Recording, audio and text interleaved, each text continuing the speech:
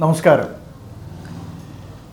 April ആദ്യ വാരത്തിൽ ഒരു വാർത്തയാണ് ഇന്നത്തെ എപ്പിസോഡിന് ആസ്പദം. HbA1c എന്നും ഗ്ലൈക്കോസിലേറ്റഡ് ഹീമോഗ്ലോബിൻ എന്നും ഗ്ലൈക്കേറ്റഡ് ഹീമോഗ്ലോബിൻ എന്നും പല പേരുകളിൽ അറിയപ്പെടുന്ന പരിശോധനയുടെ സാധുതയെക്കുറിച്ചും അതിൻ്റെ പ്രസക്തിയെക്കുറിച്ചുമായിരുന്നു ഈ വാർത്ത. അതായത് ഏപ്രിൽ ആദ്യ വാരത്തിൽ അമേരിക്കയിൽ നടന്ന എൻഡോക്രൈനോളജിസ്റ്റിൻ്റെ ഒരു വലിയ കോൺഫറൻസിൽ HbA1c കൃത്യമായ ഒരു പരിശോധനയല്ല എന്ന ഒരു പഠനം അവതരിപ്പിക്കുകയുണ്ടായി.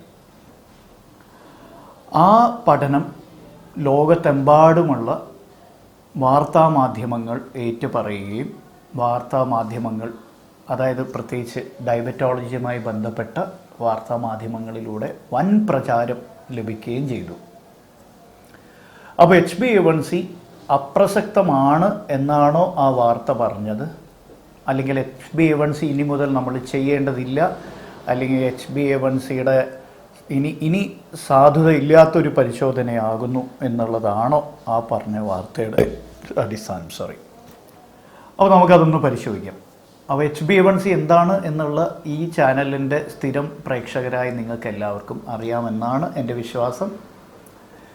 രക്തത്തിൽ കാണപ്പെടുന്ന ഒരു സ്വാഭാവികമായ വസ്തു തന്നെയാണ് ഗ്ലൈക്കോസിലേറ്റഡ് ഹീമോഗ്ലോബിൻ. ഹീമോഗ്ലോബിൻ്റെ ഒരു വകഭേദം എന്ന് വേണമെങ്കിൽ നമുക്ക് പറയാം, അതിനെ വിശേഷിപ്പിക്കാം. അതായത് എങ്ങനെയാണോ ഒരു ലോഹ ആണി അല്ലെങ്കിൽ ഇരുമ്പിൻ്റെ ആണി അന്തരീക്ഷവുമായി സമ്പർക്കത്തിൽ വരുമ്പോൾ അന്തരീക്ഷത്തിൽ ഉള്ള ഓക്സിജൻ്റെ പ്രഭാവം മൂലം തുരുമ്പ് പിടിക്കുന്നത്, അതേപോലെ രക്തത്തിൽ സ്വാഭാവികമായുള്ള ഹീമോഗ്ലോബിൻ എന്ന തന്മാത്രയെ രക്തത്തിൽ തന്നെ ഉള്ള ഗ്ലൂക്കോസിൻ്റെ തന്മാത്രകൾ ബാധിക്കുമ്പോൾ അല്ലെങ്കിൽ അവയുടെ സമ്പർക്കത്തിൽ വരുന്ന ഒരു വസ്തുവാണ് ഗ്ലൈക്കോസിലേറ്റഡ് ഹീമോഗ്ലോബിൻ. അപ്പോൾ എല്ലാ മനുഷ്യരുടെയും രക്തത്തിൽ ഗ്ലൈക്കോസിലേറ്റഡ് ഹീമോഗ്ലോബിൻ ഉണ്ടാവും. പക്ഷെ അതൊരു പരിധി കടക്കുമ്പോഴാണ് അതൊരു രോഗാവസ്ഥയായിട്ട് കണക്കാക്കപ്പെടുന്നത്. അപ്പോൾ ആ പരിധിയാണ് നിങ്ങൾക്ക് എല്ലാവർക്കും അറിയാം. പ്രീ ഡയബറ്റീസിന് 5.6% മുതൽ 6.4% വരെയും, ഡയബറ്റീസ് അതായത് പ്രമേഹ രോഗം ഉണ്ട് എന്ന് നിർണ്ണയിക്കപ്പെടുന്നത് 6.5% അതിലോ അതിൻ്റെ കൂടുതലേക്ക് പോകുമ്പോഴാണ് HbA1c. അപ്പോൾ HbA1cയുടെ ഗുണങ്ങളെക്കുറിച്ചൊക്കെ നിങ്ങൾക്കറിയാം. അതിന് ഫാസ്റ്റിംഗ് ആവശ്യമില്ല, ഏത് സമയത്തും അത് ചെയ്യാം എന്നുള്ളൊരു ഗുണമുണ്ട്, അല്ലേ? പക്ഷേ പല ദോഷങ്ങളുമുണ്ട്. ആ ദോഷങ്ങളിലൊന്നാണ് ഹീമോഗ്ലോബിൻ വേരിയൻസ് ഓഫ് ഹീമോഗ്ലോബിൻ എന്ന് പറയുന്നത്. ഹീമോഗ്ലോബിൻ എന്നുള്ള സ്വാഭാവികമായിട്ടുള്ള ആ ഒരു ഘടകം, ആ ഒരു വസ്തു, രക്തത്തിൽ ഉള്ള രക്തകോശങ്ങളിൽ സ്ഥിതി ചെയ്യുന്ന ആ വസ്തുവിൻ്റെ ഘടന, മോളിക്യുലാർ സ്ട്രക്ചർ, അതിൽ ചില മാറ്റങ്ങൾ ചില വ്യക്തികളിൽ കാണാറുണ്ട്, പല വ്യക്തികളിലും കാണാറുണ്ട്. ആ ഘടനയിൽ മാറ്റം വരുന്നതിൻ്റെ ഫലമായി ഗ്ലൈക്കോസിലേറ്റഡ് ഹീമോഗ്ലോബിൻ്റെ അളവുകളിലും വ്യത്യാസങ്ങൾ വരും. അതിനാൽ ലോകത്ത് പലതരത്തിലുള്ള റേഷ്യൽ ഗ്രൂപ്പ്സ്, അതായത് പലതരത്തിലുള്ള, ഇപ്പോൾ ഹിസ്പാനിക്സ് എന്ന് പറയും, കൊക്കേസിയൻസ് എന്ന് പറയും, ഏഷ്യൻസ്, ആഫ്രോ കാരിബിയൻസ്, അങ്ങനെ പലതരത്തിലുള്ള റേഷ്യൽ ഗ്രൂപ്പ്സ് ഉണ്ട്. അവയിൽ എല്ലാവർക്കും വ്യത്യസ്തമായ ഹീമോഗ്ലോബിൻ പാറ്റേൺസ് കാണപ്പെടാറുണ്ട്.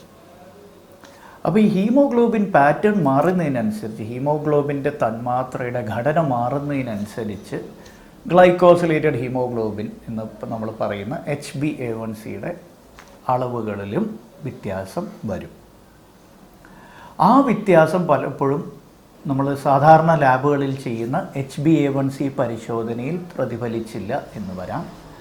അതിൻ്റെ ഫലമായി പലപ്പോഴും HbA1c can be over reported or under reported four diabetes. എന്താണ് അതിൻ്റെ അർത്ഥം? പ്രമേഹമില്ലാത്ത വ്യക്തികൾക്ക് പ്രമേഹമുണ്ട് എന്ന് പറയുന്നതിനെ ഓവർ റിപ്പോർട്ടിംഗ് എന്നും വിശേഷിപ്പിക്കാം. പ്രമേഹം ഉള്ള വ്യക്തികൾക്ക് പ്രമേഹമില്ല എന്ന് പറയുന്നതിന് അണ്ടർ റിപ്പോർട്ടിംഗ് എന്നും നമുക്ക് പറയാം. അപ്പോൾ ഓവർ ഡയഗ്നോസിസ് ഉണ്ടാവാം, അണ്ടർ ഡയഗ്നോസിസ് ഉണ്ടാവാം. അത് വ്യക്തമായി കാണും എന്ന് വിശ്വസിക്കുന്നു. വ്യക്തമായിരിക്കും ഒന്നും കൂടി പറയാം.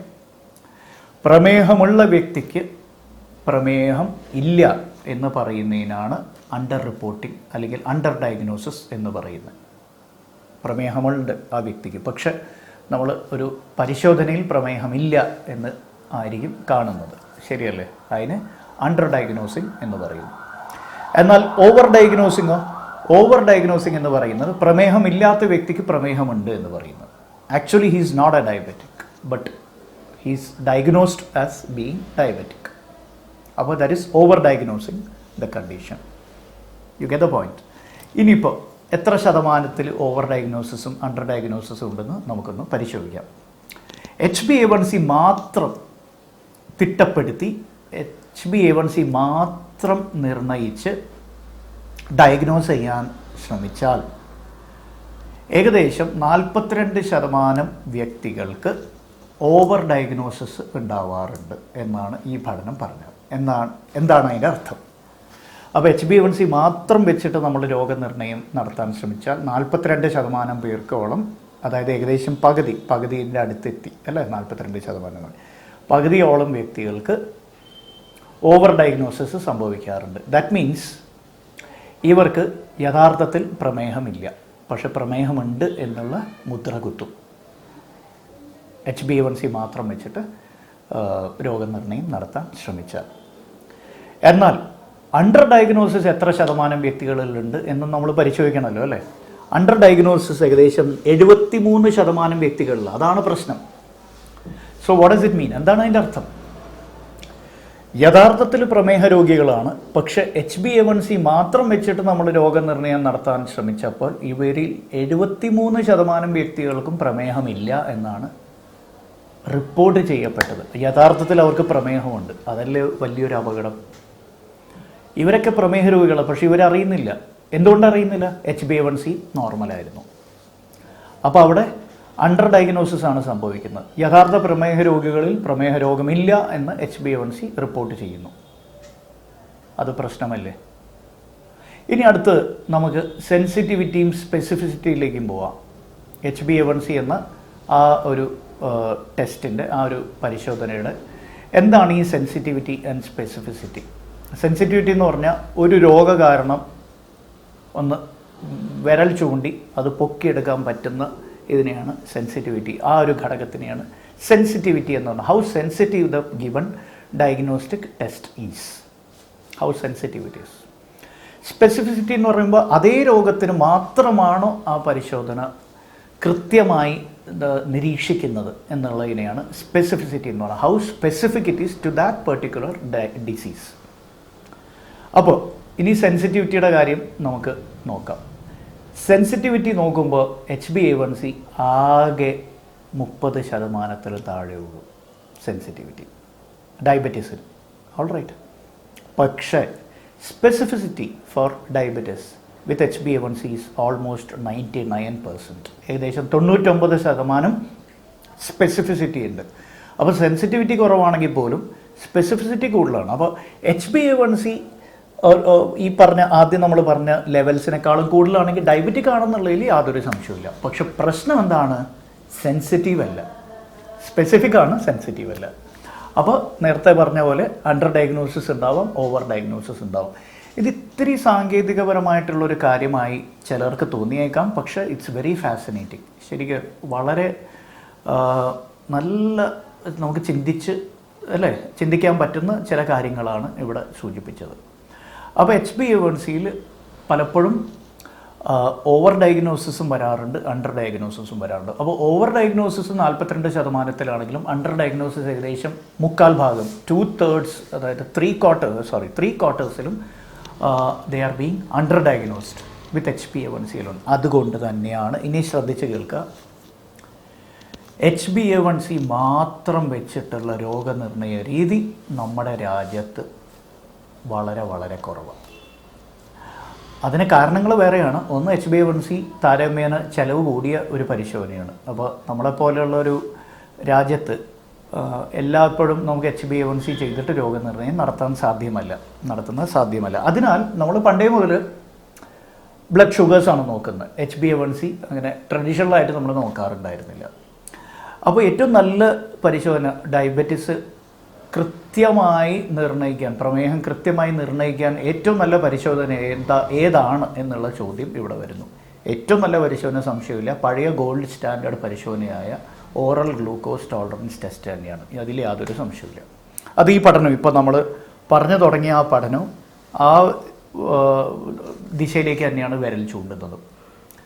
പക്ഷേ എല്ലാ പേഷ്യൻസിനും OGTT ചെയ്യാൻ അഗെയിൻ റുട്ടീൻ നമുക്ക് OGTT എല്ലാ OPയിൽ പേഷ്യൻസിന് ചെയ്യാൻ സാധിച്ചില്ലെന്ന് വരാം. കാരണം 2 hour OGTT ഒക്കെ ചെയ്യണമെന്നുണ്ടെങ്കിൽ ഈ പേഷ്യൻസ് ആദ്യം 75 ഗ്രാം ഗ്ലൂക്കോസ് 200 ml വെള്ളത്തിൽ കലക്കി കുടിച്ച് 5 മിനിറ്റിനുള്ളിൽ ഇത് കുടിച്ച് പിന്നെ ആദ്യത്തെ സാമ്പിൾ എടുക്കണം, പിന്നെ രണ്ടാമത്തെ സാമ്പിൾ എടുക്കണം.